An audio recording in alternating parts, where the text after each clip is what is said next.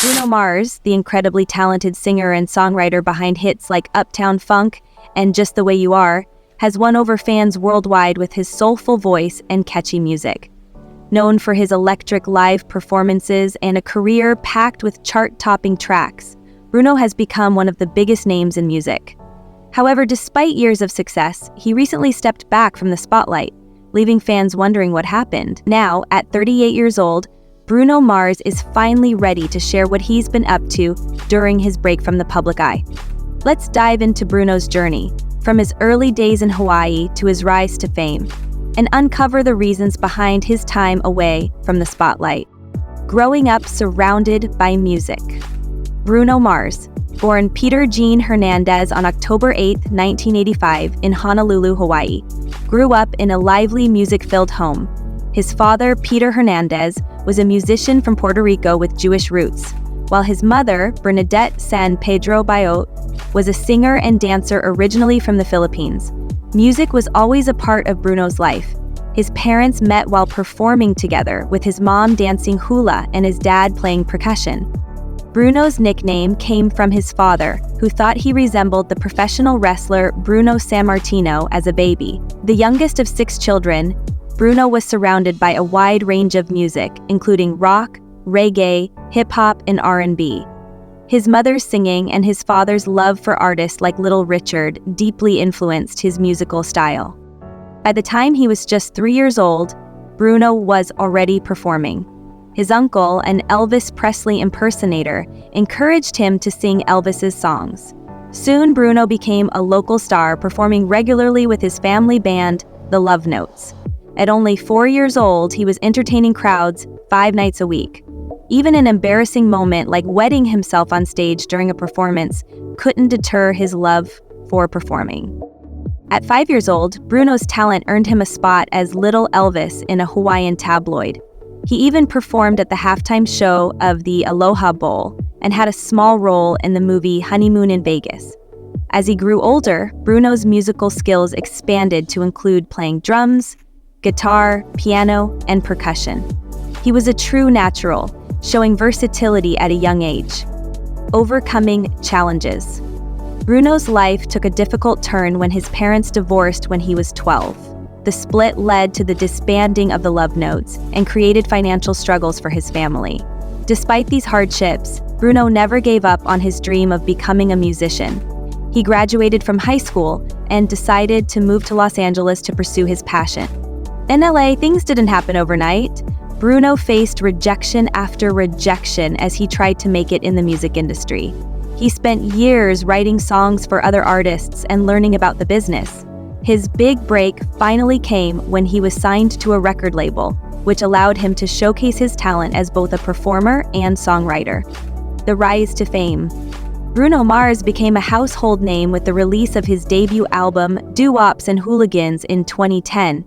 The album included hits like Just the Way You Are and Grenade, which skyrocketed up the charts. From that moment, his career took off, and he became known for blending genres like pop, funk, and R&B. Over the years, Bruno delivered more smash hits, including Locked Out of Heaven, When I Was Your Man, and 24K Magic. His collaborations, like Uptown Funk with Mark Ronson, broke records and dominated airwaves worldwide. Bruno's incredible ability to create infectious music and his unforgettable live shows earned him numerous awards, including multiple Grammys. Stepping back from the spotlight. Despite his success, Bruno decided to take a step back from the limelight in recent years. Fans began noticing his absence from major events and social media, leading to speculation about his personal life and career. One of the key reasons for his break was his desire to focus on his mental health and spend quality time with family. Bruno has always been a perfectionist, dedicating himself fully to his music. While this drive helped him achieve incredible success, it also took a toll on his well-being. Taking a break allowed him to recharge and find inspiration for new projects. In interviews, Bruno has spoken about the importance of stepping back to reflect and grow as an artist and a person. Addressing rumors. During his time away, rumors swirled about why Bruno had gone quiet. Some speculated he was dealing with personal challenges, while others thought he might be working on secret projects. One of the more sensational rumors was that Bruno had gambling debts tied to his Las Vegas residencies. However, MGM Resorts International quickly denied these claims, calling them baseless. Bruno himself has stayed private about the rumors, focusing instead on his music. A fresh start. In 2023, Bruno made a bold move by withdrawing his collaborative album An Evening with Silk Sonic from Grammy consideration. This album, created with Anderson .Paak, featured hits like Leave the Door Open. Bruno explained that the decision wasn't about rejecting accolades, but about allowing others to have their moment in the spotlight. Fans were thrilled to see Bruno return to performing and creating music. His ability to reinvent himself and stay true to his craft has kept him at the top of the industry for over a decade. With new music and live shows on the horizon, it's clear that Bruno Mars is far from done making his mark on the world. Bruno Mars's story is one of resilience and passion. From his early days as a child performer in Hawaii to becoming a global superstar, he's faced challenges and overcome them with grace. His time away from the spotlight wasn't a retreat, but a chance to focus on what matters most: family, creativity, and self-care. Princess Diana was someone her family could always rely on, especially her sisters Lady Sarah McCorquodale and Jane Fellows. Their strong bond was evident during Diana's marriage troubles with Prince Charles and the intense media attention that followed their divorce. Even after the breakup, Charles and Diana worked together to co-parent their sons, Prince William and Prince Harry. Sadly, Diana's life ended tragically in a car accident in Paris on August 31, 1997, alongside her partner, Dodi Fayed. On that fateful day, Diana and Dodi had spent a relaxing summer traveling across the French Riviera and Sardinia. They arrived in Paris around 3 p.m. and briefly stopped at Villa Windsor, a luxurious property owned by Dodi's father, Mohammed Al Fayed. Later, they checked into the Ritz Hotel, also owned by the Fayed family. Diana took some time to relax and even called her sons to catch up, while Dodi went out to purchase a special gift for her at the Repossi jewelry store in Place Vendôme. Meanwhile, a group of paparazzi eagerly waited outside the hotel, hoping to capture a glimpse of the famous couple. Initially, they planned to have dinner at the renowned Parisian bistro Chez Benoit at 9:30 p.m. However, the large crowd of photographers forced them to change their plans. Instead, they opted for a quieter meal at the Ritz's Les Baudins restaurant. Even there, the atmosphere wasn't private enough, so they decided to dine in the Imperial Suite for more privacy. Their meal was simple but elegant. Dodir chose turbot, while Diana had mushrooms and asparagus as her appetizer. They had no idea this would be one of their final moments together. After dinner, around 12:15 a.m., Diana and Dodi attempted to leave the hotel unnoticed by sneaking out through the back entrance. Their driver, Henri Paul, was called back to drive them, while their bodyguard, Trevor Rees-Jones, sat in the front passenger seat. Paparazzi on motorbikes chased them as the car sped through the streets of Paris. In a desperate attempt to escape the relentless photographers, the Mercedes-Benz Stu 180, driven at high speed, entered the Pont de l'Alma tunnel. Tragically, Henri Paul lost control of the car, and it crashed into a concrete pillar with tremendous force at 12:23 a.m. The crash was catastrophic. Henri Paul and Dodi Fayed died instantly, while Trevor Rees-Jones suffered severe injuries but survived. Princess Diana, though gravely injured, was still alive when rescuers arrived. She sustained critical injuries, including broken ribs, a fractured arm, a dislocated collarbone, and severe brain trauma. Emergency responders and hospital staff worked tirelessly to save her life, even attempting to manually massage her heart. However, her injuries were too severe. Her heart had shifted due to the impact, tearing a major vein. Despite every effort, Diana passed away at Pitié-Salpêtrière Hospital just before dawn on August 31, 1997, at 6 a.m. Dr. Bruno Rio later announced her death, sending shockwaves across the globe. The news of Diana's death left the world in mourning.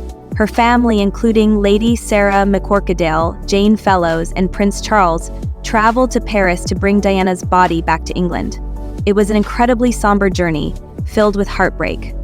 At Diana's funeral, Lady Sarah stood strong, delivering a heartfelt reading that moved millions. Her words honored Diana's kindness, compassion, and the profound impact she had on countless lives. After Diana's death, Lady Sarah took on significant responsibilities. As a co-executor of Diana's will, she played a vital role in preserving her sister's legacy. She ensured Diana's wishes were honored, managing her estate with care and dedication. Sarah also served as the president of the Diana, Princess of Wales Memorial Fund, which raised over $220 million for various charitable causes before closing in 2012. Through this work, Lady Sarah continued Diana's mission, supporting initiatives like AIDS awareness, landmine clearance, and helping disadvantaged children. Lady Sarah remained a steadfast presence in the lives of her nephews, Prince William and Prince Harry. She supported them as they navigated their royal roles and personal lives. Her attendance at both William's wedding to Catherine Middleton in 2011 and Harry's wedding to Meghan Markle in 2018 showcased her unwavering commitment to family. Beyond her charitable endeavors, Lady Sarah also contributed to her community. In 2009, she served as High Sheriff of Lincolnshire for a year, and later became the Master of the Belvoir Hunt in 2010. These roles reflected her dedication to public service and her deep connection to her local community. However, Lady Sarah's loyalty and strong character were tested during challenging moments. In 2018, she defended George Grant, an employee of the Belvoir Hunt, after an altercation with Hunt monitors. Her decision to support Grant, whom she had known for 27 years, highlighted her steadfast loyalty to those she trusted. Despite her resilience, Lady Sarah continues to grapple with the unanswered questions surrounding Diana's tragic death. The pain of losing her sister in such a sudden and devastating way lingers, compounded by the fact that she will never have the chance to seek answers directly from Diana. The emotional toll of this loss is evident, as the what-ifs and lingering mysteries haunt her. One of the most intriguing aspects of Princess Diana's legacy is the secrecy surrounding her burial. Diana's grave is located on a private island at the Althorp estate, surrounded by a peaceful, oval-shaped lake. This secluded resting place adds to the mystique surrounding her life and death. The decision to bury Diana at Althorp, rather than at the family's traditional burial site at St. Mary the Virgin Church in Great Bringington, was deeply personal. Diana's brother, Charles Spencer, chose this location to ensure privacy and peace, shielding her final resting place from the intense public scrutiny that followed her death. Diana was laid to rest in a lead-lined coffin, a tradition for British royals, which creates an airtight seal to preserve the body. Her burial as a British royal, despite her divorce from Prince Charles, underscores the profound love and respect she earned during her lifetime. The weight of her lead-lined coffin, approximately 1/4 of a ton, symbolized the enduring significance of her legacy. Charles Spencer's efforts to protect Diana's grave reflected his commitment to preserving her memory. The secluded location of her burial site allowed the Spencer family to grieve privately, away from the relentless attention of the media and the public. This privacy was crucial during a time of immense sorrow, as fans worldwide mourned Diana's loss. Over 2 decades after her death, Princess Diana's impact remains immeasurable. Her kindness, compassion, and dedication to charitable causes continue to inspire people around the world. Lady Sarah McCorquodale's efforts to uphold Diana's legacy have ensured that her spirit lives on, touching lives and making a difference long after her passing. When Princess Diana and her family moved to Althorp House in 1976, a new chapter of her life began. According to Hello magazine, this magnificent estate in Northamptonshire is a historical treasure. It boasts 90 rooms, including a library, a saloon, a billiard room, and a picture gallery. The house is steeped in family history, as the Spencer family has lived there since the early 1500s. However, Althorp House is not just known for its grandeur. It is also surrounded by eerie stories of ghosts and unexplained events within its grand walls, adding a mysterious charm to the estate. Despite these tales, Diana cherished Althorp. She found comfort and joy in its vast grounds. The estate meant much more to her than just its architecture or folklore. It was at Althorp where she first met Prince Charles, a meeting that would change her life and make her one of the most famous figures in the world. End of chapter 20. Charles Spencer, Diana's brother, chose Althorp as her final resting place. He wanted her sons, Prince William and Prince Harry, to have a private sanctuary where they could visit their mother away from the public and media. Charles worked hard to ensure that the family had the privacy they needed to grieve and remember Diana. In his book, Althorp, The Story of an English House, published in 1998, Charles shared his thoughts on why Althorp was the right place for Diana. He described its serene beauty and tranquil atmosphere, which mirrored Diana's grace and kindness. Diana's grave is on a small island in the middle of Althorp's oval lake. The family chose this quiet, secluded spot to ensure her resting place remained peaceful and private. During her funeral in 1997, a temporary walkway was built for mourners and dignitaries to access the island. Later, the path was removed to maintain the privacy of the site. This decision reflected the Spencer family's dedication to protecting Diana's memory from unwanted intrusion. The oval lake itself has a rich history. Designed by landscape architect Samuel Lepage in the 1800s, it was originally created to serve as a skating rink during England's colder winters. Charles Spencer shared on Instagram in 2022 that the lake was inspired by the family's love for ice skating. Over time, the lake became more than a place for leisure. It evolved into a symbol of the family's traditions and values. Today, it serves as Diana's resting place, adding a solemn and heartfelt layer to its history. A touching tribute to Diana can also be found along the road leading to the lake, which is lined with 36 oak trees, one for each year of her life. These trees were planted by members of both the royal and Spencer families, including King Charles, Prince William, Prince Harry, and the late Queen Elizabeth, the Queen Mother. Oak trees, known for their strength and resilience, symbolize Diana's enduring legacy. As the trees grow, they continue to honor her life and impact. The estate also features a temple built in the 1880s by Diana's great-great-grandfather, John Spencer. Originally intended as a place for quiet reflection, it now serves as a memorial to Diana.